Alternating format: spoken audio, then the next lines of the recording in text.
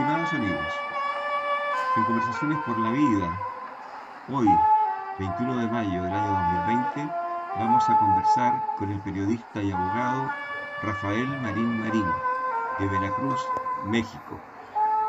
Con Rafael nos une una larga amistad cívica y hemos trabajado en una acción periodística internacional, tratando de ir tomando en el pulso a la realidad de nuestros países y en un común denominador de lucha contra la corrupción. Nosotros estamos hoy para conversar de este momento crítico que atraviesa el mundo, que atraviesa nuestra región americana, y queremos referirnos principalmente a la forma como México y Chile están viviendo esta pandemia y esta recesión económica que ha exigido desplegar grandes esfuerzos sociales para la ayuda mutua, para la solidaridad. Tenemos que esperar de esta conversación una cruce de ideas que no solamente vaya a relatar los acontecimientos, sino que darnos una visión de futuro, de integración latinoamericana, para poder recuperar el tejido social y salir de esto con bríos de cambio para una economía más justa, una economía sustentable, un respeto al medio ambiente y sobre todo una economía antropocéntrica donde las personas y la vida sean lo más importante. Esta conversación se da en el contexto de un aumento del número de contagios tanto en México como en Chile.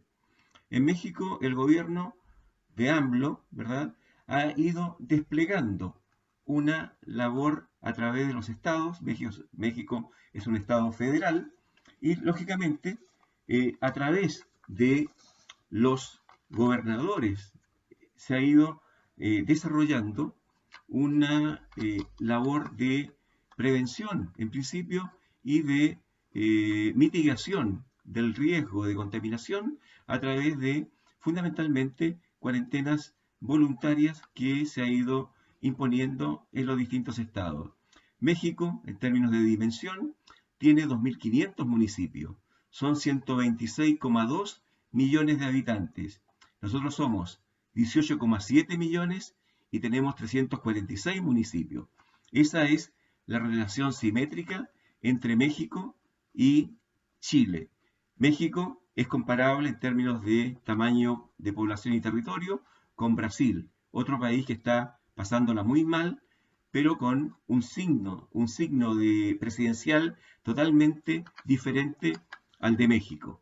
De esto vamos a conversar y la primera consulta justamente a nuestro amigo Rafael Marín es cómo se percibe en México la gestión de Andrés Manuel López Obrador, AMLO, durante esta crisis. Y tal vez ver cómo se explica que en principio hubiese también una acción como bastante débil en términos de enfrentar la pandemia, cuando recién esta comenzaba por allá por febrero. Estas preguntas quedan a disposición de nuestro amigo Rafael Marín. Retomo el escenario en dos partes para contestar tu pregunta. La primera, me parece que en el caso chileno viven, te decía, dos tipos de contingencias. La política ha surgido de un peleador de barrio que es el presidente chileno y no de un estadista como debiera ser, lo que afecta de por sí el liderazgo y las acciones a seguir en contra de cualquier tipo de pandemia o problema social. El segundo es el hecho de que no solamente a Chile le afecta hoy en día la cuestión de COVID-19, sino que desde tiempo atrás con la problemática que todo el mundo a nivel mundial se ha sabido de la represión que han sufrido los chilenos y que era un escenario, era un paradigma de justicia, de democracia. Teníamos una referencia de Chile diferente a la que estamos conociendo que nos causa mucha mucho dolor, nos causa mucha inquietud y siempre tratamos de buscar desde nuestras trincheras apoyar a pueblos como el chileno. Es lamentable que la violación de derechos humanos no solamente hayan sido de carácter político por la pandemia política, sino también ahora por la pandemia de salud, por COVID-19, porque efectivamente hemos seguido de cerca las acciones del gobierno a través de los medios, tanto locales como internacionales, sobre el caso chileno, y es lamentable que se les prohíba a los chilenos gozar de ciertas libertades que a nivel internacional están salvaguardadas. Yo creo que seguramente muchos chilenos van a recurrir a los juicios de garantías, a los amparos, a los common law, para tratar de restituir sus derechos violados, sus derechos agraviados.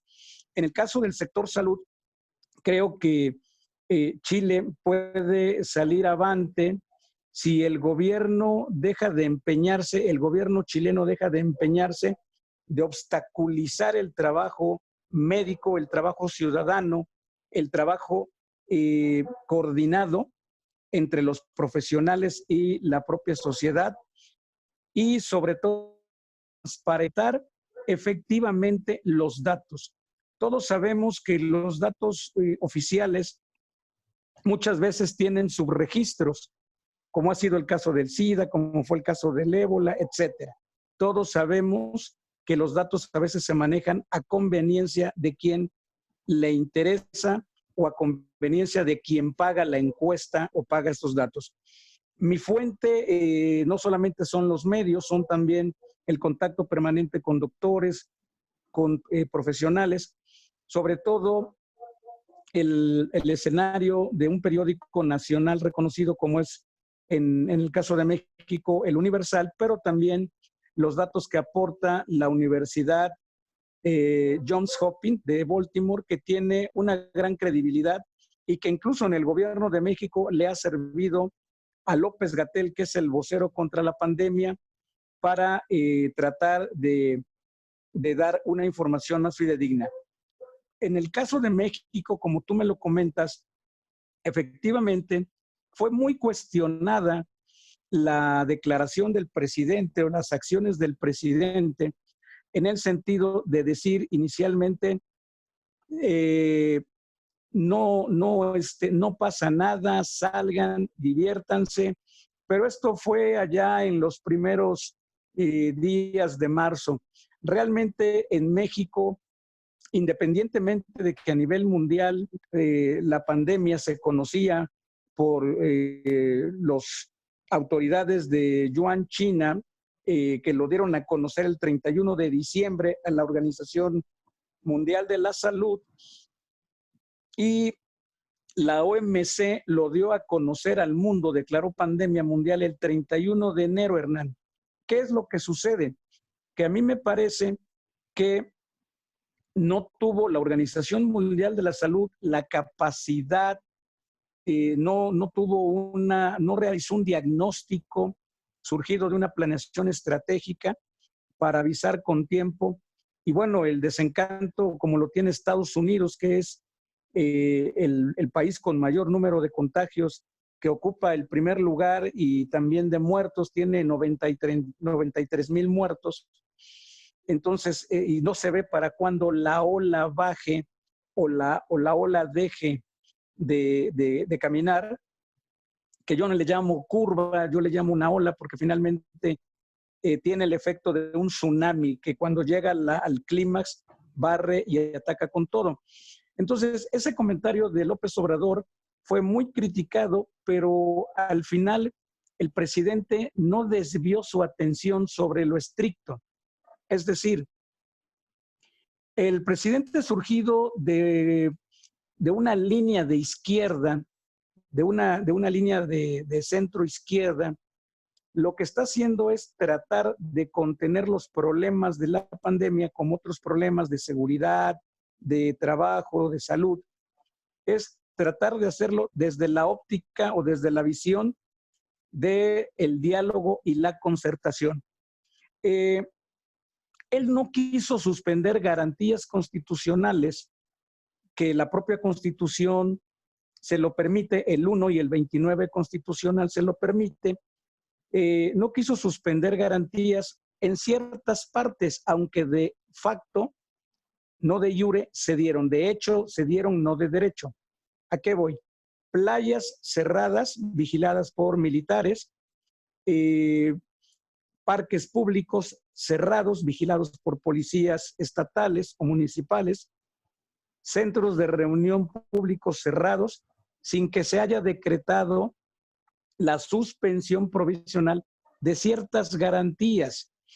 Yo creo que fue una decisión que tomó el presidente que desde mi punto de vista debía haberlo hecho desde la propia Constitución, es decir, sin afectar su imagen de izquierda, su imagen de un líder social, era decretar que en ciertas áreas se iban a suspender las actividades y solamente se le iba a permitir a los lugareños poder pescar o trabajar en el mar o en los ríos para subsistir. Sin embargo, la gente no protestó y esto habla de una madurez del pueblo mexicano en el sentido de que se nos avisó allá como por el 27 de febrero fue cuando en México empezó el COVID a surgir como un problema de carácter social. No lo teníamos, y de salud obviamente, no lo teníamos tan en puerta, no lo veíamos venir. El 5 de febrero todavía en México había mucha actividad. El 8 de febrero se dieron actividades. El 8 de marzo se dio el Día Internacional de la Mujer, fue también una noticia mundial. Grupos de choque pagados por algunos partidos políticos contrarios al Estado, al gobierno, al partido en el poder, salieron a las calles a hacer destrozos sobre monumentos. Y bueno, a lo que voy es de que para esas fechas todavía no manejábamos lo que el gobierno aquí llama la sana distancia, que no es otra cosa a nivel internacional en la salud pública comparada que el confinamiento voluntario o el distanciamiento social. Entonces, fíjate que nosotros... lo que al gobierno de México le está ayudando un poco, o en gran parte, es venir. El 5 de febrero todavía en México había mucha actividad. El 8 de febrero se dieron actividades. El 8 de marzo se dio el Día Internacional de la Mujer, fue también una noticia mundial. Grupos de choque pagados por algunos partidos políticos contrarios al Estado, al gobierno, al partido en el poder, salieron a las calles a hacer destrozos sobre monumentos.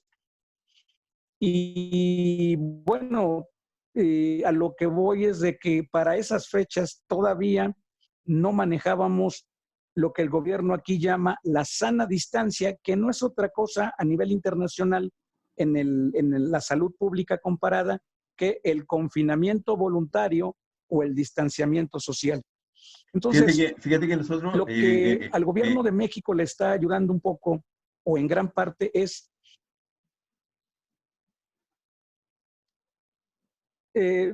lo que nos está ayudando es de que se han instrumentado programas de asistencia social. Algunos han desaparecido porque son del régimen pasado y se han instaurado programas donde se busca que el recurso llegue realmente a las familias. Anteriormente los dineros se quedaban en los bolsillos de los políticos corruptos. Hoy en día el dinero está fluyendo de manera más pronta y expedita a las familias más pobres. Esto ha ayudado mucho a que las familias no salgan, aunque sí existen algunas familias que no reciben los apoyos, pero que seguramente en la coordinación de niveles, como es el municipal, el estatal y el federal, que están coordinados para este tipo de programas de apoyos federales que surgen de los impuestos, lo que se busca es que el dinero llegue de manera más rápida.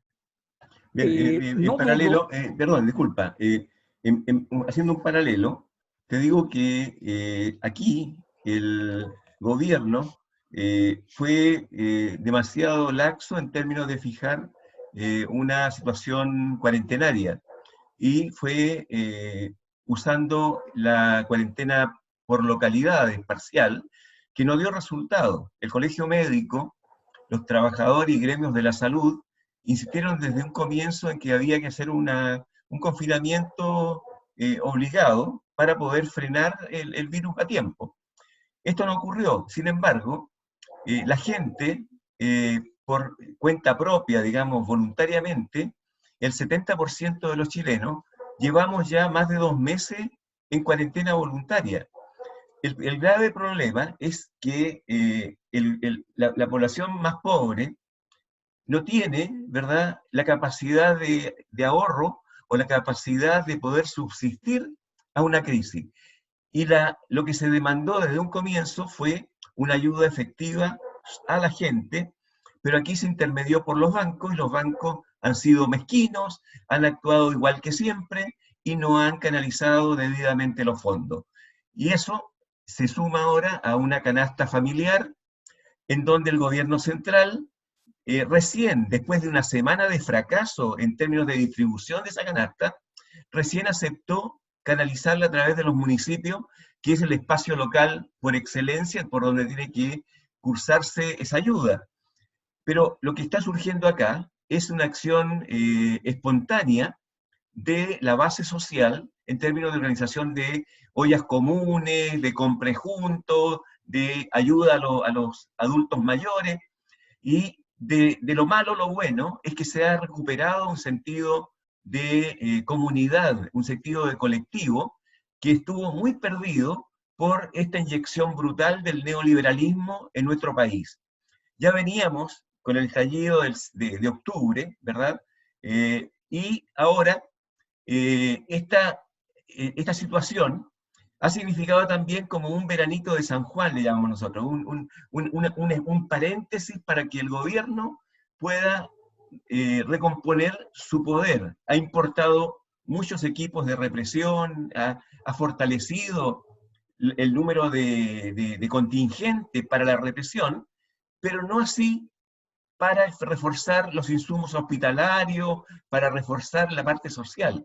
Entonces, estamos en una situación en que la desigualdad se ha agudizado, la miseria o la miserablía del neoliberalismo se ha hecho mucho más evidente y mucho más cruel, porque tú pudiste escuchar esta semana en un barrio de Santiago, ¿verdad? Ya surgió la primera protesta de personas que están pasando hambre, personas que, no, que están, hay comunidades, yo te decía, que tienen el 70, el 90% de los trabajadores sin pega, sin tener con qué vivir, porque los que iban a trabajar para los hogares acomodados, ¿verdad?, ya no lo pudieron hacer. Los que vendían en la calle, los que estaban en el ambulante, se paró eso. Los profesionales independientes que tenían alguna actividad de servicio también quedaron sin recursos. Entonces, esa es la situación, y como tú bien lo reseñaste, la pandemia social o el impacto social de la recesión, del desempleo, es tanto más grave que el COVID-19, porque está conduciendo directamente a una situación de extremo riesgo en términos de explosión social cuando esto se atenúe o se agudice. Estamos en ese momento en Chile, Rafael. Sí, así es. Fíjate que efectivamente las desigualdades sociales se agudizan en todos los países y no es exclusividad solamente de Latinoamérica, sino de todos los países del mundo. Pero esa desigualdad va igualando o va uniendo esperanzas, consignas, anhelos de salir adelante. Te comentaba que nosotros lo que buscamos es empoderar a la comunidad para efecto de que sean actores de su propio desarrollo. En el caso de Chile, me parece que el presidente lejos está de buscar en su más profundo lado de su corazón la salud de los chilenos, sino está tratando de evitar su caída, que prácticamente es anunciada. El mundo así lo ve, en México así lo vemos. Celebramos, independientemente de que estamos a favor de la autodeterminación de los pueblos, es decir, que cada pueblo y su gobierno sean respetados por otros países sin intromisión, pero eso no nos quita el hecho de opinar y decir que vemos un pueblo maduro y un presidente con un gabinete pequeñito que cada día, sin querer queriendo, va cavando su tumba.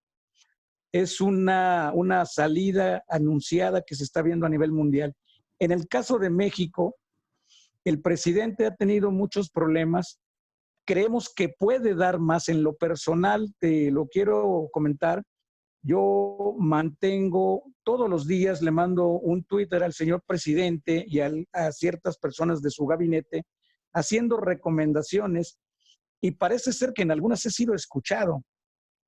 He sido muy insistente, como el hecho de decir que bajaran los salarios, es una cuestión que se dio. El hecho de decir que tienen que estar más coordinados con los municipios es una cuestión que se dio.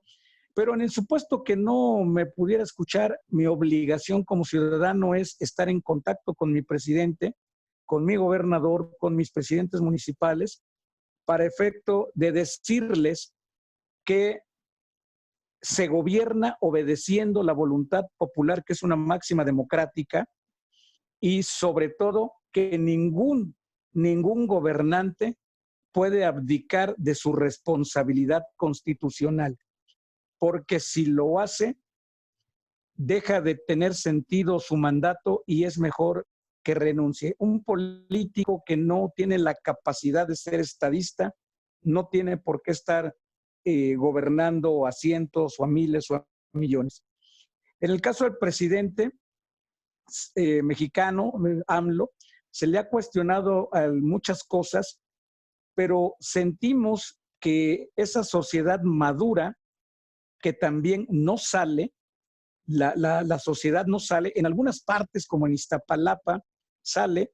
En el caso de México somos como una especie de una bandera alargada, tú la conoces, la gente que nos escucha y nos ve lo conoce. Los epicentros de la pandemia ha sido la zona metropolitana de la Ciudad de México, ha sido la zona sur, Yucatán, y la zona norte, Tijuana, que está en la frontera. Por solamente darte un dato, México tiene 56,000 casos confirmados, 38,000 casos recuperados, 105,000 dieron negativo y han fallecido 6,000. Es decir, que cerca de 200,000 personas, sumando todas estas cantidades, han tenido COVID, entre lamentablemente fallecidos, entre afortunadamente recuperados, y con la zozobra de los que están infectados puedan salir avante. Tenemos mucha fe en que va a suceder. Pero también hay un subregistro. Entonces, lo que la sociedad está pidiendo en México es mayores apoyos económicos a los más vulnerables, a los más pobres, transparente al máximo de la información. No basta una conferencia diaria, ni matutina ni vespertina, sino acciones más de fondo, porque como que se ha dejado de ver un gabinete de cerca de 25 secretarios. Solamente hablamos de COVID y dejamos de hablar de seguridad pública, dejamos de hablar de generación de empleo, dejamos hablar de educación, dejamos hablar de deporte, en fin, dejamos de hablar de muchos temas, dejamos de hablar de migrantes. Lo estamos retomando actualmente como pueblo, como gobierno está sumando toda esa información, porque está viendo que no le basta al pueblo mexicano, como no le debe bastar al chileno, las acciones que por ley, Hernán, están obligados a realizar.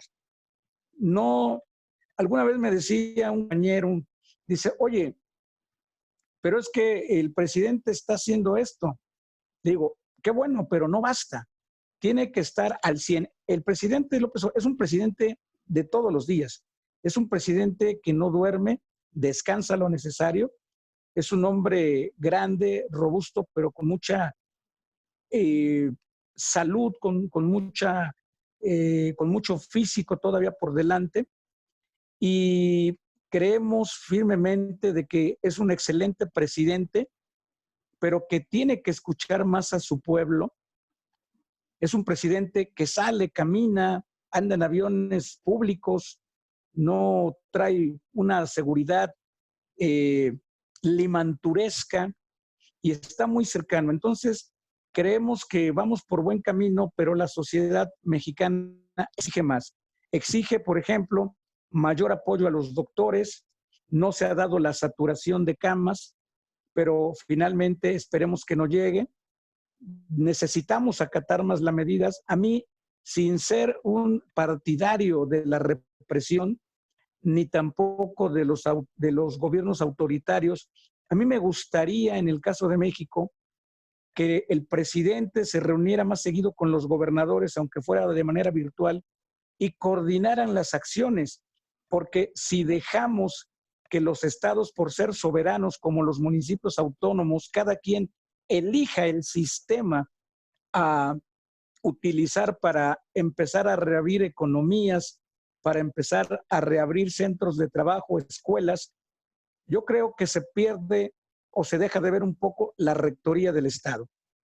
Debemos ser muy conscientes que hay un vocero médico que es López-Gatell, quien ha sido cuestionado porque ha alargado las fechas de la ola pico, pero bueno, allí estamos siguiendo indicaciones. Hoy los mexicanos, en lugar de ir al cine, utilizan el dinero para comprar cubrebocas, para hacer gel, en fin, para ayudar, llevar comida a los que no tienen.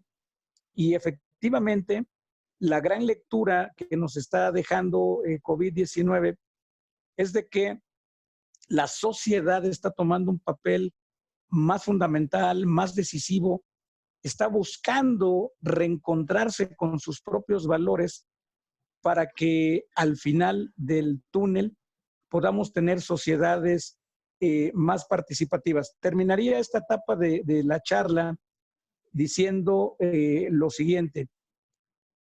Lamentablemente, Naciones Unidas, la Organización Mundial de la Salud, han estado prácticamente acéfalas en el sentido del trabajo, han estado inactivas.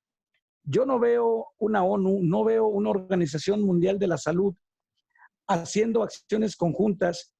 Yo no veo a los países del mundo, aquel que ya tiene una vacuna, no la veo reproduciéndola para los demás, sino veo acciones del gobierno en todo el mundo, veo acciones meramente de tapar la herida, pero yo no veo a los presidentes exigiendo a sus propios compañeros, a sus propios estados vecinos, luchar conjuntamente, codo a codo, para buscar una vacuna, para buscar una solución de largo plazo.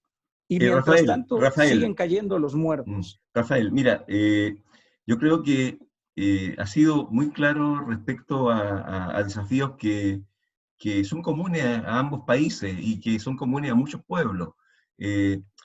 Junto con México en tamaño de, digamos, envergadura de Estado latinoamericano, tenemos a Brasil, que está pasando también por un drama terrible, en una, digamos, en una comparación que es la antonomasia, ¿verdad?, de lo que debe ser un estadista que protege la vida por sobre todo lo demás. Bolsonaro ha sido el peor exponente, ¿verdad?, de la desidia, de la desigualdad y de la ignorancia. Yo creo que el no escuchar, ya han salido 2 ministros de salud, yo creo que ningún doctor quiere sentarse en ese cargo con un, digamos, envergadura de Estado latinoamericano. Tenemos a Brasil, que está pasando también por un drama terrible, en una, digamos, en una comparación que es la antonomasia, ¿verdad?, de lo que debe ser un estadista que protege la vida por sobre todo lo demás. Bolsonaro ha sido el peor exponente, ¿verdad?, de la desidia, de la desigualdad y de la ignorancia. Yo creo que el no escuchar, ya han salido 2 ministros de salud, yo creo que ningún doctor quiere sentarse en ese cargo con un jefe de Estado de ese tipo. Pero más allá de esto, ¿verdad? Yo creo que quedan preguntas pendientes para que sigamos conversando en estas conversaciones por la vida, porque aquí hay un empoderamiento de la sociedad civil, hay un recupero de la democracia por la base, hay una necesidad de lograr como países que la política se dignifique nuevamente y que no sea el botín de guerra, ¿verdad? El coto de caza de los corruptos. Y eso yo creo que está marcando en profundidad un cambio de era realmente.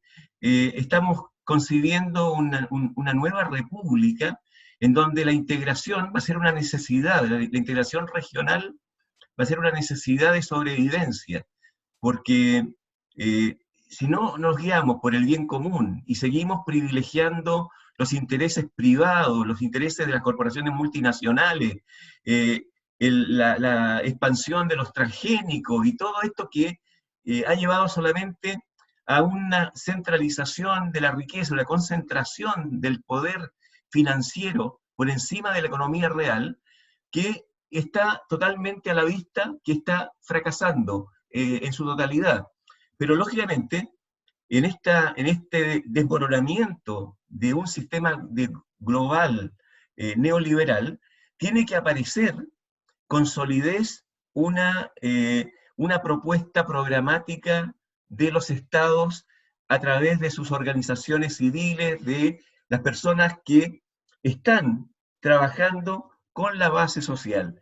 Yo creo que en ese sentido, nosotros estamos esperanzados en llegar al 25 de octubre como Chile para tomar ese plebiscito pendiente que se tuvo que posponer por el COVID-19 para poder decir una apruebo, nueva constitución que sea lapidario, que sea contundente, que sea del 80-85% de la gente, y que de esa forma se abra realmente un camino democrático para neutralizar las fuerzas que están empujando hacia una reedición de lo que fue la dictadura militar, ¿ya? Aquí hay sectores que añoran, y no solamente lo añoran callados, sino que lo publicitan en las redes y tratan de influir para que se vuelva a un sistema represivo tanto o peor que el que vivimos, ¿verdad?, a los 16 años de la dictadura de Pinochet. En ese sentido, yo creo que tenemos que, en estas conversaciones por la vida, hermanar a nuestras visiones de pueblo para ir construyendo un ánimo distinto, un ánimo que no sea de terror, que no nos amedrenten ni nos dispersen, sino que nos hagan realmente ver que unidos, con sensatez, sin violencia, con una proactividad de la sociedad civil, podemos tomar las riendas de nuestros destinos y no seguir, digamos, como esclavos sonrientes, siendo obsecuentes y marcando el paso de lo que nos digan los gobiernos supranacionales que quieren imponerse en el mundo. Yo quiero dejarte la invitación, primero ahora para que cierres esta conversación, y segundo para que agendemos pronto otra conversación donde ya veamos cómo se construye una economía justa, cómo se respeta el medio ambiente, cómo recuperamos nuestra sabiduría ancestral campesina, cómo recuperamos la nutriente que le da inteligencia a los niños, ¿verdad? Y que de esa forma podamos compartir una visión de hermandad latinoamericana. Fíjate que yo saqué de mi biblioteca este libro, ¿ya? Vecinos distantes, ¿ya? Este libro de Alan Reading, ¿ya? Me lo regaló Sí, mi compañero cuando estuve en la beca en México, Roberto Lozano. En esa edad es como un libro de cabecera para conocer la realidad, lógicamente, siguiendo la actualización correspondiente, pero marca lo que es México como la frontera de América Latina con Estados Unidos. Entonces, el hecho de que ustedes construyan una sociedad que no se resigna, ¿verdad? Y se impone con dignidad frente a las maniobras de Estados Unidos, ¿ya? Es un ejemplo, nos da un ánimo, nos da una esperanza de que podemos pensar en una América unida para los latinoamericanos, ¿ya? No, no la América que quieren que seamos patio trasero de nadie. Te dejo, sí, Rafael. así es, así es. Yo creo que coincidimos en los criterios y yo quisiera cerrar con tres.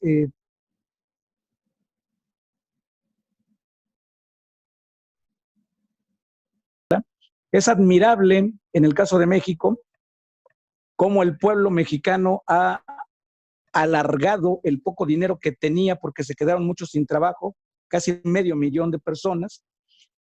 Ha sido brutal, Hernán, ha sido brutal lo que estamos viviendo. Es una sensación en muchas partes de impotencia, de desesperación que ha generado crisis psicológicas en las personas. Es brutal lo que estamos viviendo. Yo he comentado que hoy se trata de unirnos todos para salir del problema, para tratar que las gentes no mueran. Por eso nosotros elaboramos gel, desinfectantes y lo obsequiamos en la medida de nuestra posibilidad, porque ha sido brutal lo que estamos viviendo. Mencionado, luego buscaremos quién se comió el murciélago y lo vamos a enjuiciar, porque los países también y los estados y los ciudadanos deben exigir que los gobiernos transparenten el verdadero origen de este bicho, de este virus, que está aprendiendo a vivir con nosotros y nosotros con él. Los estados debemos exigir que nos den cuentas claras sobre este particular porque ha cobrado vidas, que en todo caso algún fallecido por COVID podría demandar a su estado la indemnización a través de ciertos criterios internacionales porque existen instrumentos internacionales que apoyan y garantizan el derecho a la salud y ver qué estado no está cumpliendo con esa garantía constitucional de otorgar y garantizar la salud. Segundo, eh, efectivamente las comunidades están retomando. Chile es muy parecido, la capital, a una parte de México y en el caso de Veracruz al puerto, es muy parecido. Valparaíso es muy parecido a estas comunidades localidades que están cerca de la zona metropolitana, montañas, cerros, lo que ustedes llaman comarcas, es muy parecido y la gente se organiza para intercambiar productos. Algunos intercambian tortillas por frutas, pescado, por dinero, etcétera. Otros están vendiendo sus cosas en la calle, incluso de zonas acomodadas de nivel medio superior, de un ingreso bastante considerable, se han quedado sin dinero. La gente en México protesta un poco porque han subido los precios en ciertos productos, que también eso es más criminal que el propio COVID.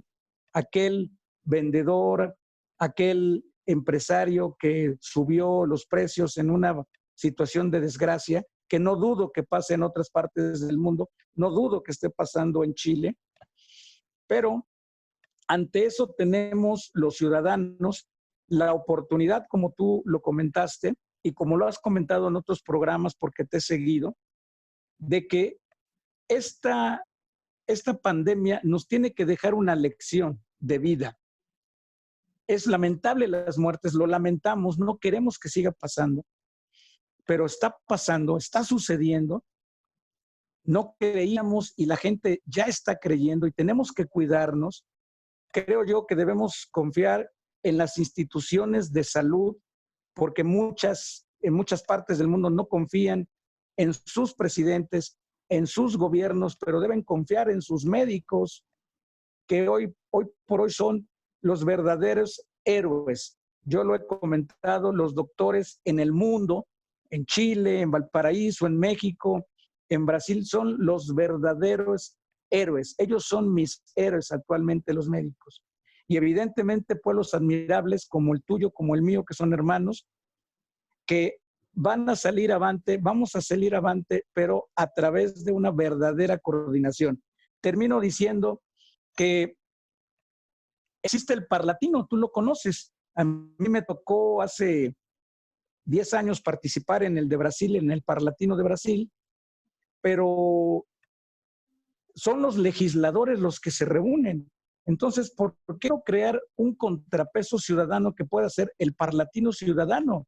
Representantes de todo el mundo, o por lo menos de América Latina, que hagamos valer nuestros derechos a través de nuestras embajadas. Es decir, ustedes a través de nosotros en la embajada chilena en México y nosotros a través de la de ustedes. Porque tenemos chilenos, argentinos en México, los latinoamericanos son muy queridos, ustedes son muy queridos en México, queremos mucho a los latinos, y creo que no basta solamente conocernos para degustar un buen café, para saludarnos, sino para que a través de un instrumento que es mucho mejor que el arma más importante que pueda tener un país. Hoy el arma más importante que tiene la sociedad es un libro como el que tú sacas, gente que debe leer, debemos estudiar, debemos analizar y utilizar las redes para ir generando ese empoderamiento ciudadano. Es decir, lo que tengamos que replicar, que no sea el meme, que sea el artículo de fondo que publica un Hernán Narbona o que publica una Juanita Fernández o un Sergio Rodríguez en Brasil o una Rocío Durán en Uruguay, no lo sé, o una Cristina Castelo en París. Es decir, que busquemos la manera de utilizar las herramientas que tenemos en la actualidad para que sea nuestra arma de cambio social. Hacer una un think tank latinoamericano. Así es. Claro, yo confío en que vamos a salir de esto. Sin que nos financie nadie, digamos. Así es, evidentemente.